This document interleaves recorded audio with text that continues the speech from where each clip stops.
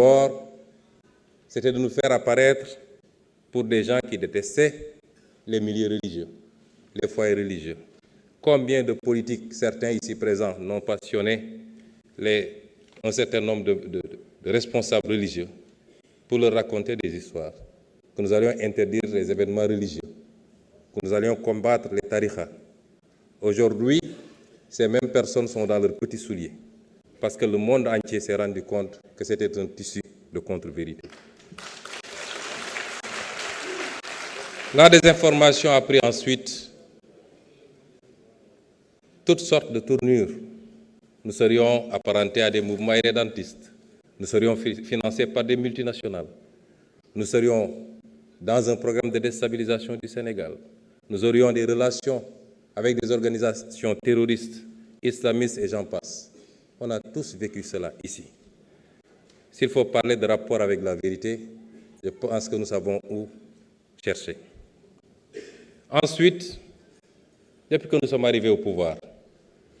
le débat, ça a été de dire qu'ils n'ont pas de programme, qu'ils n'ont pas de vision.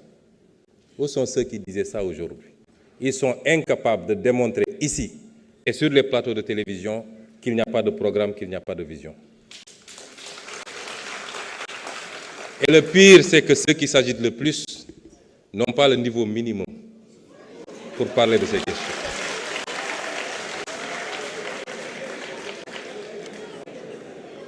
Et ensuite, aujourd'hui, personne ne nous dit qu'il n'y a pas de vision. Personne ne conteste ce qui a été proposé. Plébiscité depuis la présentation du référentiel par tout le peuple sénégalais, mais également par tous les partenaires au développement. Ces mêmes qui ont agité ici et qui ont contesté lorsque nous sommes livrés à l'exercice de vérité. Parce que nous aurions pu faire comme eux, puisqu'on parle de rapport à la vérité. Qu'est-ce qu'il y a de plus malsain en termes de rapport à la vérité que de mentir à tout son peuple, de mentir aux partenaires internationaux, en leur cachant les véritables chiffres pour pouvoir continuer à endetter le Sénégal et ce qui nous met aujourd'hui dans la situation fâcheuse dans laquelle on se trouve. Il y a des gens qui devraient avoir honte de parler et surtout de le faire de cette manière.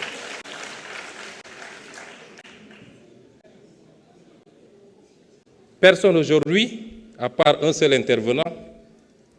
et l'histoire, vous savez, je crois que chacun d'entre nous doit éviter de se faire prendre la main dans le sac en plein jour. Dans quelques jours, la Cour des comptes publiera son rapport. Dans quelques jours.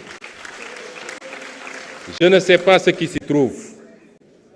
Je ne sais pas ce qui s'y trouve, mais je peux vous garantir d'une chose. Si ça ne révèle pas plus que ce que nous avons révélé, ça ne sortira pas moins que cela. Et à partir de ce moment, je le dis et je le réitère, tous ceux qui ont une responsabilité par rapport à cette situation fâcheuse et qui ont trahi ce pays devront en rendre compte devant vous certainement, les députés de l'Assemblée nationale.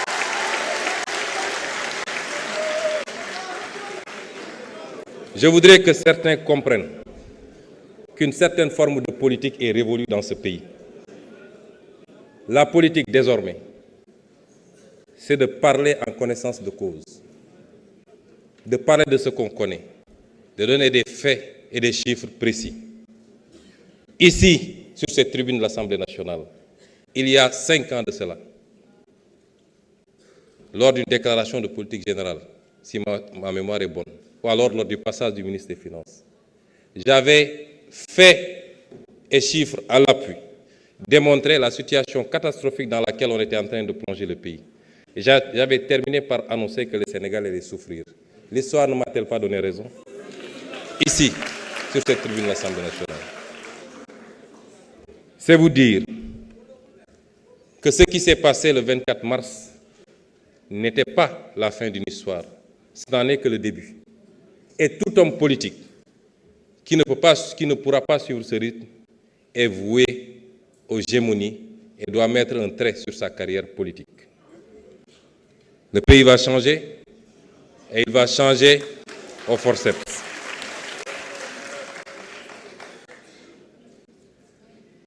Monsieur le Président de l'Assemblée nationale,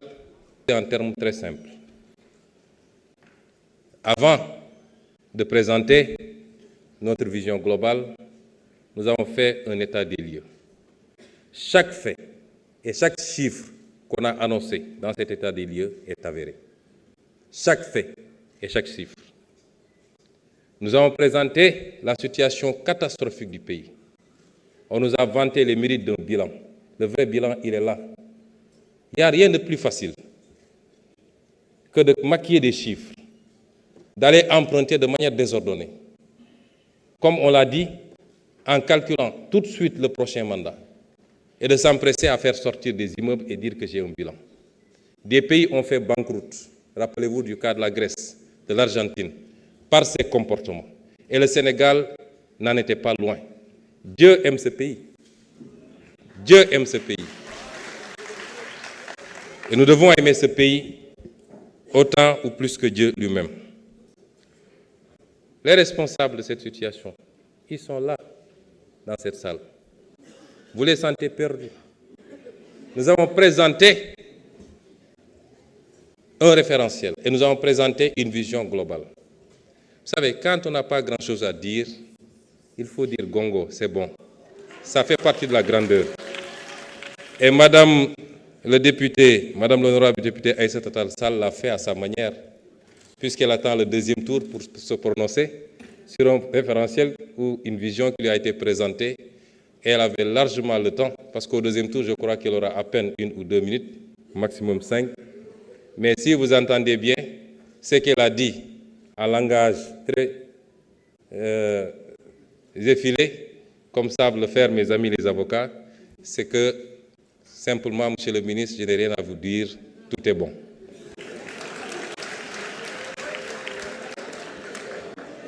Madame le ministre, Madame le député,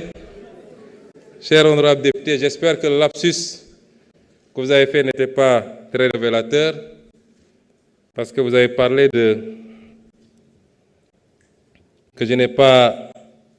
voulu le terme juridique qui a été utilisé, que je n'ai pas voulu déférer ou quelque chose comme ça, comparaître devant l'Assemblée nationale. J'espère que vous ne rêvez pas encore de me juger. Mais je n'ai jamais eu de problème à répondre à l'Assemblée nationale. Je n'ai peur d'aucun député. J'ai été député ici à l'Assemblée nationale,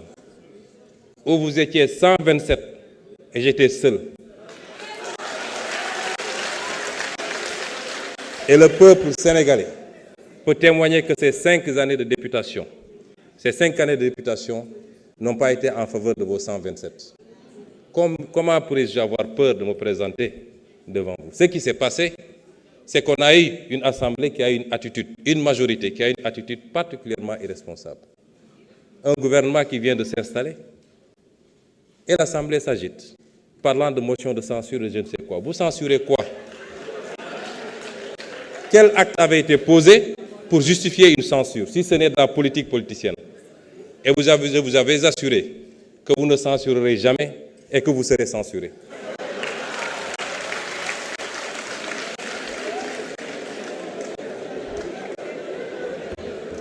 La politique,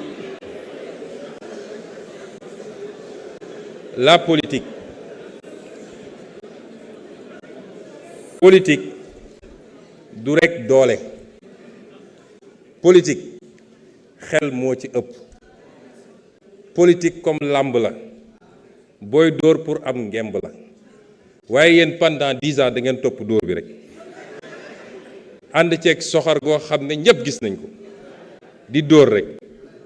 Waaye fu ngeen mujje? Du kat appui de. Waaye biir bi nga moo lay fas ci suuf. Donc il faut apprendre de vos erreurs.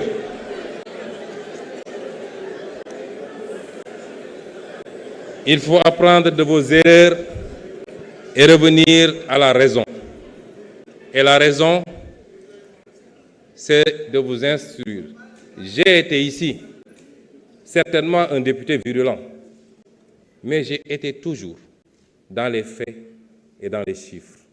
sur les hydrocarbures, sur la fiscalité, sur les politiques agricoles, Je crois que cette assemblée-là, quand on y était, avec beaucoup d'autres députés de l'opposition, au moins on avait réussi à rehausser, sans avoir besoin d'insulter qui que ce soit. Certes, l'Assemblée, c'est la confrontation politique, c'est la guérilla parlementaire dans tous les pays du monde. Mais nous n'avons jamais dépassé les limites, en tout cas en termes langagiers, et à chacune de nos interventions, qui tournent encore sur les réseaux sociaux, nous avons parlé des vrais problèmes de ce pays. Ceci dit, ça a été posé, et bien posé, par l'honorable Cheikh Tidiane Youm. Nous avons présenté un programme, une vision ambitieuse. Lii ñu présenté Sénégalais yi bu ñu ko defee Sénégal génn ci guuta kooku amul werante mu des nag naka lañ koy defee am na intervention yu bëri yu fi am day dellu si li nga xam ne mooy liñ ñu fagote mun naa ba ñu dugg ci détail ndax lu bëri liñ fi wax mi ngi ci déclaration de politique générale bi lu bëri liñ fi wax mi ngi ci référentiel 2050 bi lu bëri liñ fi wax mi ngi ci master plan bi lu bëri liñ fi wax mi ngi ci plan quinquennal bi waaye dañu am problème mu mentalité mooy on doute toujours de nous-mêmes ba pare jàpp nañ ni lépp dafa war a jóge ci biti wax nañu léegi affaire fond honorable Mbaye Dione wax na ci je salue son analyse il a bien posé le problème mais il n'a pas parlé de la solution ma njëkk a leeral ni exercice de vérité bi ñu def benn Sénégalais waruñu ne waru leen ko woon wax benn Sénégalais rawatina nag homme politique ñëw saytu réew gis ni réew bi dañ la ne woon bor bi fukk la ndekete bor bi nga fekk ñaar fukk la ñu ne la li manqué ci di nga soxla pour liggéey juróom la nga xool ndekete fukk la waaw ñu ne la loolu waroo koon wax ndax soo ko waxee bailleurs yi dañuy tiit kon nëppal ko mooy li nga fi fekkoon ci naka sudul noonu defal noonu continuer ko parce que li wa gars yi war a xam mooy suñ ko waxuloon ba mandat bi di jeex noonu la ñuy continuer ci suul bukki sulli bukki te balaa mandat bi di jeex bor bi kon dootul nekk 85 ou 87% waaye dina egg 150%. loolu la ñuy demander waru leen ko woon wax parce que les bailleurs loolu naka la ko homme politique mun a xalaate kon soo gisee luy taal réew mi ak luy yàq réew mi ak lu koy dugal ci guuta na nga ko nëbb balaa bailleurs yi di ko yëg parce que suñu àdduna yëpp jàpp nañ ne la ñuy développé ci biti la war a jóge ñëpp a war a applaudir le courage politique du président Bassirou Diomaye Faye ñëpp a ko war a applaudir mu des nag bañ koy wax xam nañ li ñuy wax lu mu doon xam nañu liñ ci ñu mën a fekk waaye nous avons assumé et nous assumerons chaque acte que nous posons et l'exercice de vérité sera total et complet wax naa ko ni bu ñu paree ci lii ba cour bi joxe valider audit bi te bu boobaa ku taxawoon fii weddi nag bu taxawaatee fii nee leen ko waxoon dëgg de ndax lappi ñu lay bindal ngay wax rek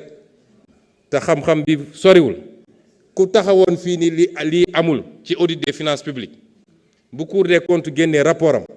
bu taxawaatee fii neen ko sëñ bi am nga problème de rapport avec la vérité waaye def nañ ko jël nañ suñu responsabilité en connaissance de cause bañ koy def xam nañ ni mun na jur lii mu jur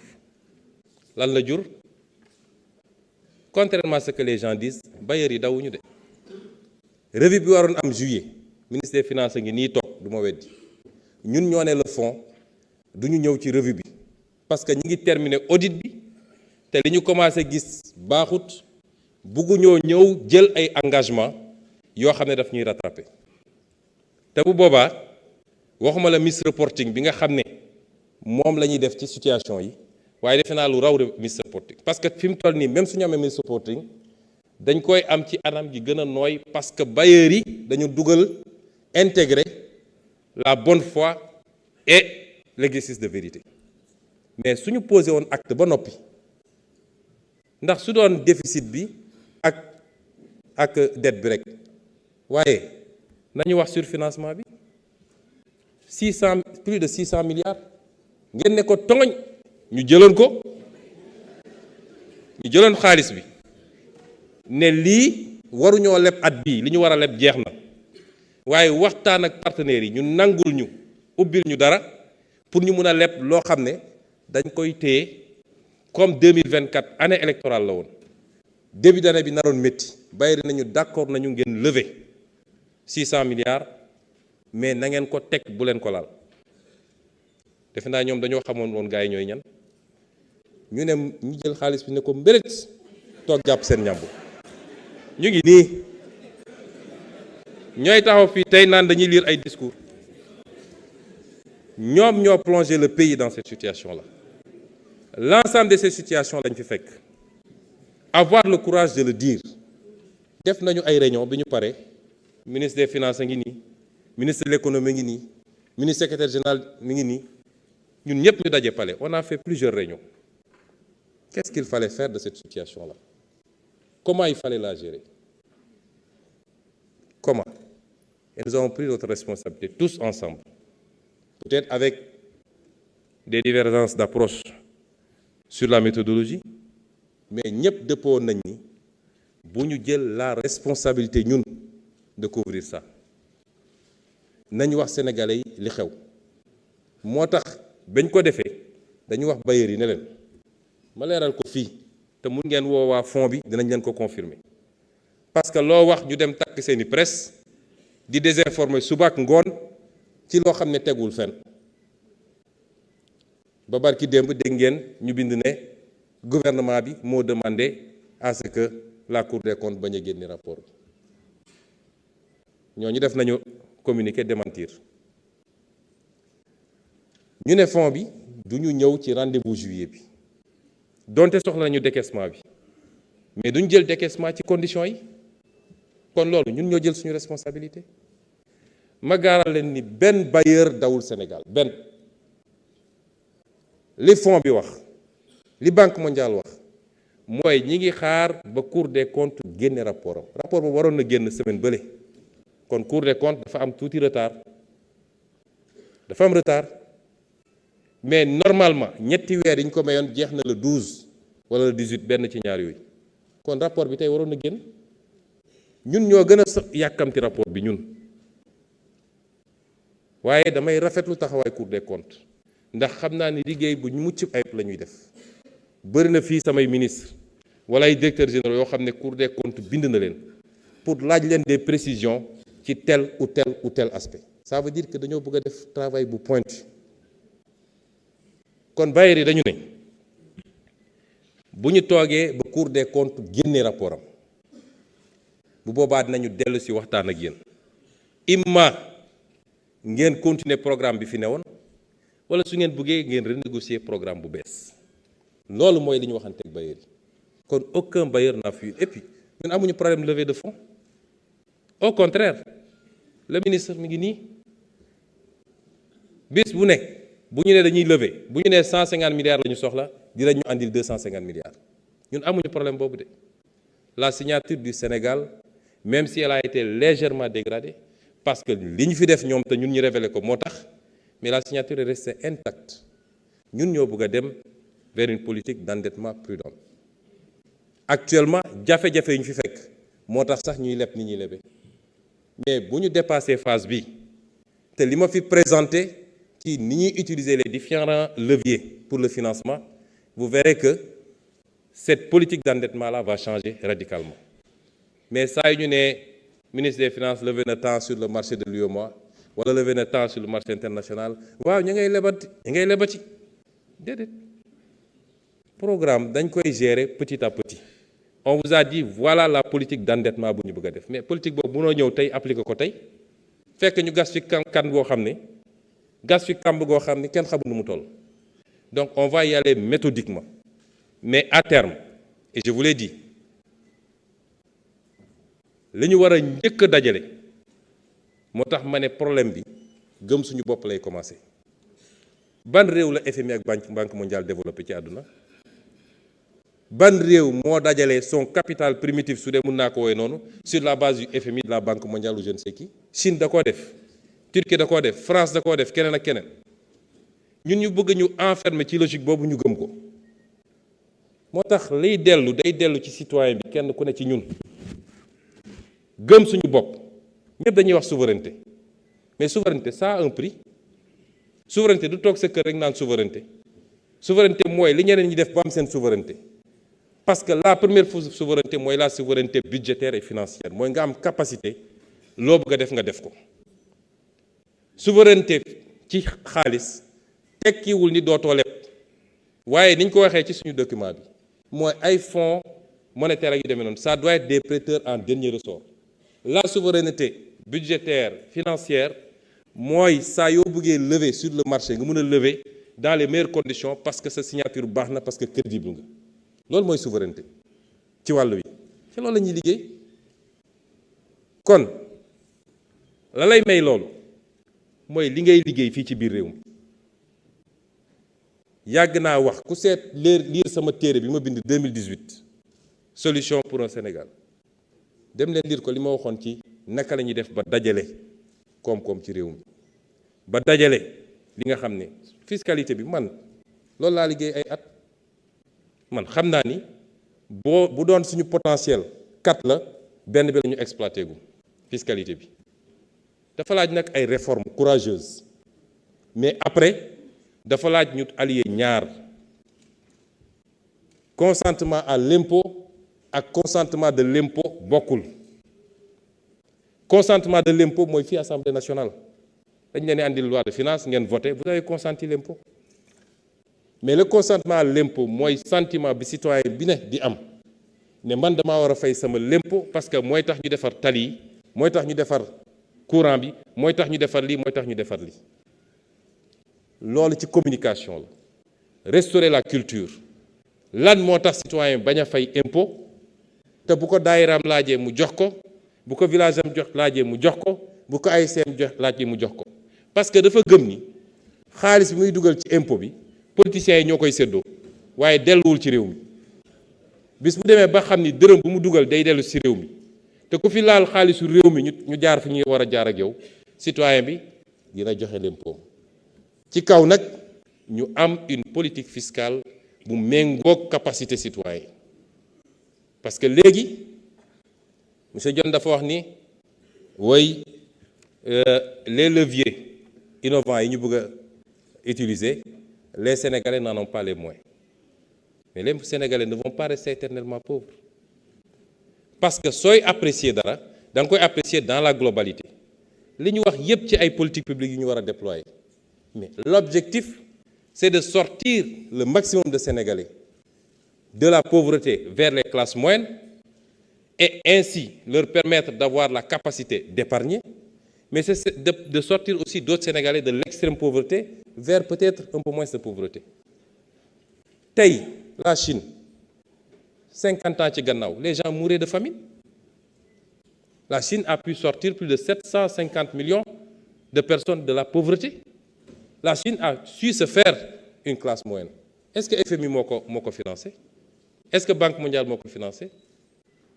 C'est peut-être les efforts internes ñu boole ko nag ak une ouverture réfléchie parce qu'aujourd'hui on a plus besoin d'investisseurs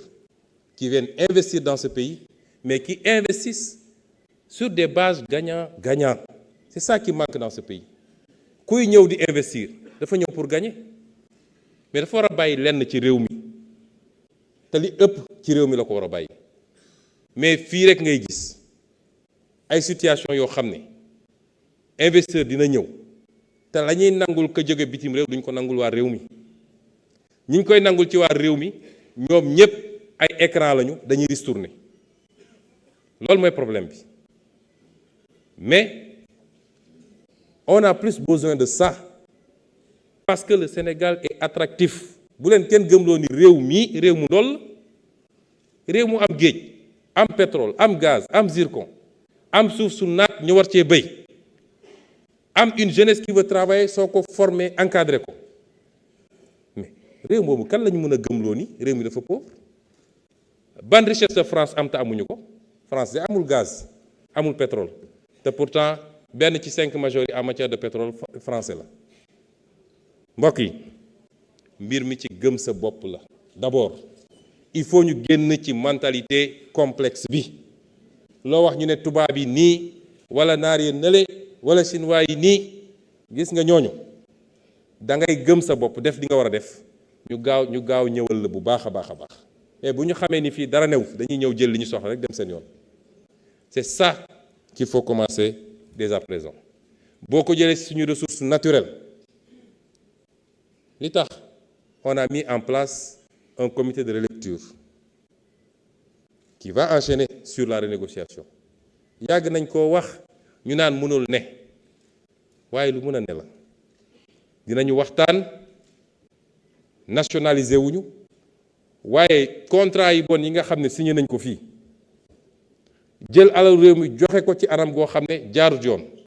wan nañ ko barki démb ci jën gi ndax renouveler wuñu contrat bi ñun ñoo jël responsabilité boobu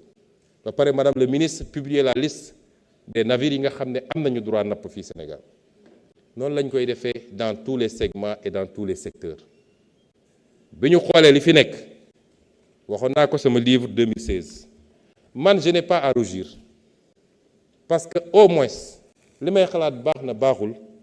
je suis l'un des rares hommes politiques boo xam ne yàgg naa bind ne lii mooy sama gis-gis ci réew mi te kenn weddiwu ko waxoon naa fii di conditions yi ñu joxee suñu gaz jox ko Frank Timis mu jaare ko jox ko Cosmos mu jaare ko jox ko BP méngoowul woon ak suñu code te ba tey maa ngi koy wax te liñ ci war a def nañ ko def ak yeneen yoo xam ne lu am la loo xam ne du lu ñuy sikk sàkk xam nga dafa am liggéey yoo xam ne boo koy def da nga koy def ci tey ak dal waaye lii ñuy liggéey nii bu gaa yi jàpp ni mbir mi déedéet résultat yaa ngi ñëw mais su yemoon ci loolu rek nga jël suñu ressource naturelle fii wax nañ fi affaire énergie dama wax ni munoo développer am réew soo réglé wul problème énergie bi munoo jaay courant à 110 francs le kilowatt-heure jàpp ni mun nga industrialiser réew moomu mun nga def mbay munul am alors que pays asiatiques yi ñu ngi à moins de 40 francs ak yu demee noonu bi ñu ñëwee lan lañ fi fekk jëlal suñu gaz bii nekk GTA lan mooyoon option nguur gi fi nekk lan la ñu signé mooy gaz bi nañ ko liquéfier dugal ko ci ay bateau dem jaay ko bitim réew ñoom daal lu fi am rek na dem parce que Babacar Ndiaye posé na question ci naka la ñuy def ba gën a tirer sur nos ressources naturelles. Première mesure bi mooy ñuy fexe ba transformer ici am ay sidérurgie ici pour le faire am ay raffinerie d'or ici mais suñu gaz bi nañ ko andi fii parce que quand vous exportez du gaz vous exportez de l'industrie. Quand vous exportez du gaz vous exportez de l'industrie. Gis nga li xew diggante Amérique ak Europe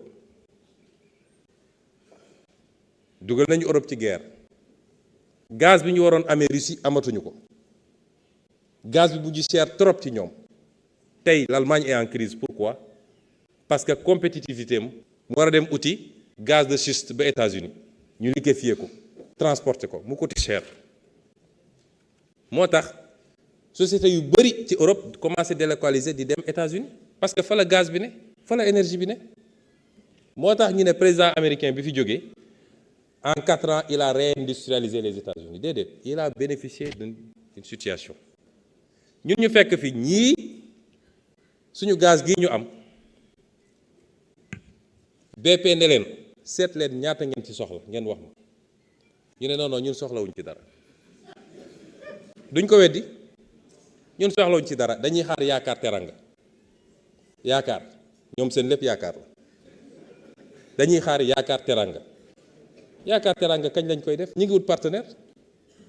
amaana 2030 35 lañ ci am dara mais est-ce que ñun suñu projet de développement mun na xaar 2035 mënu koo xaar. ñooñu ne leen léegi may nañ leen 70 MFCF yéen 35 Mauritanie 35 mais loolu dañ leen ko may ñoom ñe loolu doy na leen 35 MFCF ça te permet juste d'alimenter une centrale de 250 mégawatts moo tax ñu bëggoon def pipeline bi yóbbu kon centrale Ndar énergie bi ñuy def fële boru Ndar mais loolu ñàkk vision weesul loolu ñun bi ñu ñëwee dañu wax suñu partenaires yi ni ñun dañoo soxla gaz bi soxlañ ci gën saa tuuti 150 MFCF yu ci yokk nga boole ko 35 yi parce que loolu dinañu permettre au moins ñu mën a am 5 centrales yooyu fonctionnant au gaz nous permettront peut-être de vendre le kilowattheure à 40 francs mais soo amee kilowattheure à 40 francs tu industrialises ce pays-là tu développes l'agriculture parce que su ñu nee 10 000 mégawatts la ñu bëgg a dem à l'horizon 2050 tey ñu ngi ci ñaata mégawatts 1800 kon li ñu war a ut bëri na le mix énergétique ne pourra pas permettre à tout casser dans le mix énergétique à court et moyen terme gëmu ni mun nañu am plus de 3000 mégawatts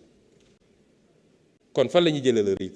da nga am gaz fii ne gars yi dugal leen ci ay bateau yóbbu man soxlawuma ñàkk vision weesul loolu kon dans la gestion li ma wax gëm sa bopp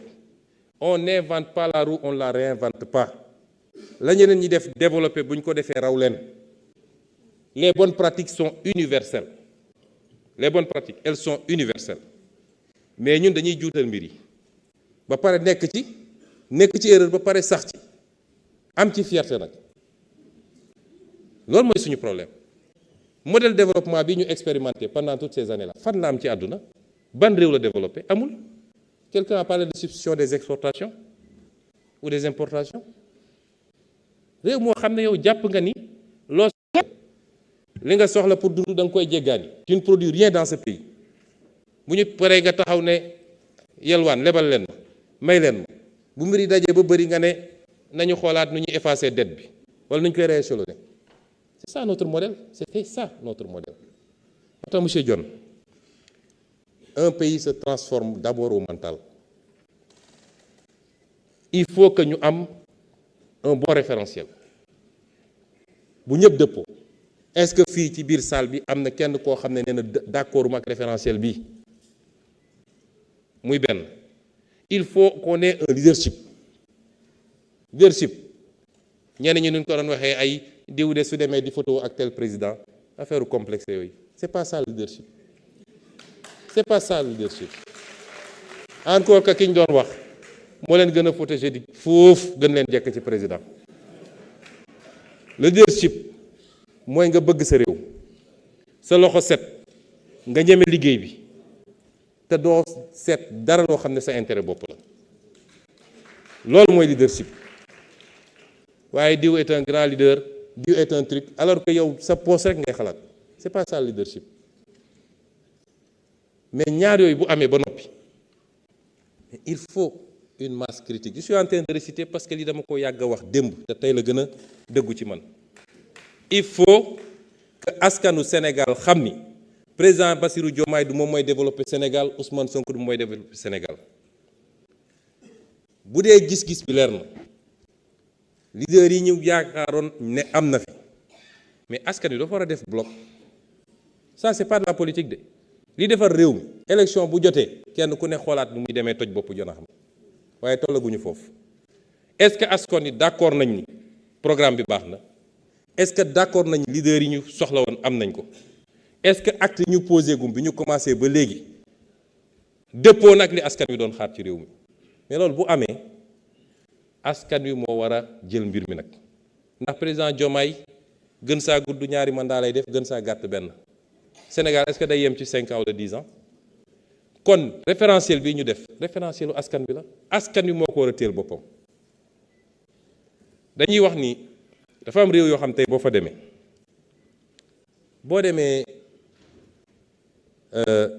Malaisie dañuy wax ni malaisien bu nekk am na lu mu xam ci programme de développement bi nga xam ne Mahathir moom la fa andi woon ba soo wàccee ci aéroport bi taxi bi ngay dugg boo waxtaanee ak moom dal ne ah man de ci mbay mi ak ci transport bi defe naa li mu def bëgg a def baax na parce que lii ak lii ak lii. Rwanda bii looloo fa am Rwanda boo fa demee organisation bi fa am discipline bi fa am mais ni ñuy àndee ak seen président gisuma ko feneen ci Afrique loolu la ñu soxla fii Sénégal moo tax ñu insister sur la discipline et les valeurs kenn ku ne ci ñun am na loo xam ne yaa ngi koy traîner ci ay taar yoo xam ne baaxul ci réew mi en termes de discipline en termes de patriotisme en termes de bëgg réew mi ba léeg-léeg nga ne lii baaxul ci réew mi donte sama intérêt la bàyyi ma moytu ko loolu ci la bokk. C'est l'aspect le plus difficile, je le conçois, parce qu'il faut beaucoup de communication, il faut beaucoup de proximité. Changer l'aspect immatériel, imperceptible, moo gën a jafe dans les politiques de développement. Mais une fois que le déclic est là,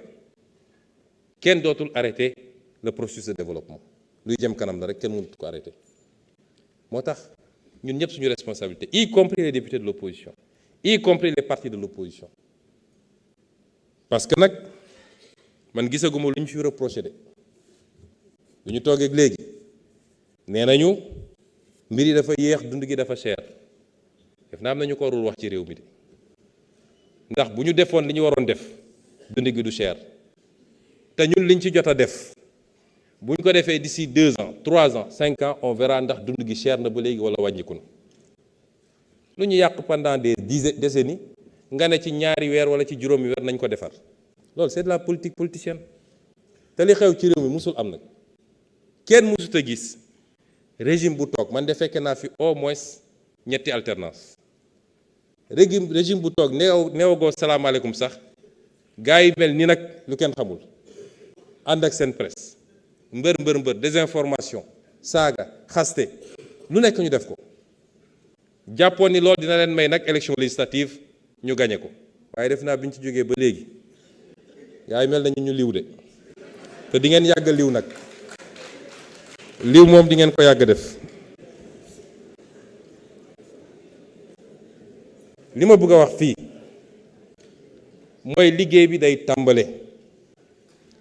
fi ñu war a juger mooy les actes que l'on pose tous les jours, la manière dont on avance brique après brique foofu la ñuy juger. am na lu bëri li fi xewoon ñi xam nañ ni lii ñu gis ni ute na ak moom sore na ko ba tax nag yenn question yi nga xam ne posé nañ ko fi dama wax ni déclaration de politique générale mënoon nañ ko emale fii parce que toog naa lu mat ñetti waxtu du déglu député yi dégguma fii une critique par rapport à ce qui a été présenté kon loolu d'accord nañ ci. am na nag des questions yoo xam ne c'est pour préciser tel ou tel aspect am na lu ñu ci mën a wax ci lu gàtt tontu naa ci mbirum partenaires yi ak souveraineté économique ak question de financement yi ñaar yu bokkul mais tontu naa ci defe naa brièvement. De même que sur la question de l'épargne locale. L'épargne locale am na quelques possibilités mais n'est pas encore très développée. C'est la combinaison de toutes les actions qui va nous permettre d'élargir petit à petit le champ de cette épargne locale. Alors, me permettrait aussi ma wax ci ñaar yoo xam ne peut-être ay off la mais c'est important bu ci njëkk mooy nañu bàyyi di politiquer région ak waaso loolu amul njëriñ fii ñun ñëpp fu tànki lañu nañu bàyyi wax yooyu amul njëriñ ay Matam dañ ko bàyyi ci lii suñu bàyyi Matam ci loolu ñi fi toogoon ñoo ko fi bàyyi te waa Matam lañu ñi yoroon réew mi ñoo ko bàyyi ci loolu te waa Matam lañu ñun on ne fait pas de distinction entre les Sénégalais yàlla ma tiim xam na ko xawma lan mooy tarixa jàmbur wala lan mooy diine jàmbur wala lan mooy ethnie jàmbur yooyu c'est des détails ñun dépassé nañ loolu réew boo ko bëggee defar da ngay yemale ñëpp parce que nag Dakar mënul développer Matam sous-développé Matam mënul sous-développé Ziguinchor développé c'est pas possible donc problème yooyu amu fi et puis dañuy wax yoo xam ne taxawul affaire pôle yi c'est de la désinformation pôle yi ñun ñoo ko proposé bi ñu ko proposé ba pare dañu xool configuration bi parce que découpage géographique découpage administratif kenn du ko def par rapport à des ethnies munoon ne ethnie yëpp dama leen dajale ci benn région la région naturelle de Casamance c'est la région la plus naturelle du Sénégal ci configuration ñaata région la ñett la benn région la woon en 1960 ñu def ko ñaar ensuite Kolda ak Ziguinchor ñu ñëwaat def ko ñett la région du fleuve benn région la woon ñu dox ba jàpp ni dafa rëy torop ñu def ko ñaar def fi Matam def fële Saint-Louis mais c'est comme ça que ça évolue mais est-ce que sooy def découpage da ngay toog fii naan fii mooy Fouta fii mooy Bundu fii mooy déedéet c'est d'autres préoccupations et à partir de ce moment l'appellation ba léegi tuddeeguñu foofu dara de dañ ko tuddee pôle nord lañ ko tuddee vous savez pourquoi c'était pour éviter du pôle nord bu sedd ba de mais c'était pour éviter que yàqkat yi dem ci population yi di leen gëmloo ay affaire du moom rek lañu tuddeegul pôle sud-est tuddeeguñ ko pôle sud tuddeeguñ ko pôle centre tuddeeguñ ko est-ce que da nga dégg waa Kaolack Kaffrine ak yooyu ñu ñëw naan ñun Saalum wala ñun Siin wala pourquoi tuddeewuñ ko dañu xool ne dafa am ay réalités sociologiques nañu bàyyi buñ ci tollee bu war a baptiser ces pôles là ñu dem waxtaan ak ña fa ne boo xool lu ñuy déggoowe parce que Ferlo mu nga fa Fouta mu nga fa une partie du Waalo mu nga fa loolu il faut nga xool noo koy defee et les gens c'est pour dire voilà le Fouta est oublié man Fouta ma ñu oublié ça il faut arrêter ce genre de politique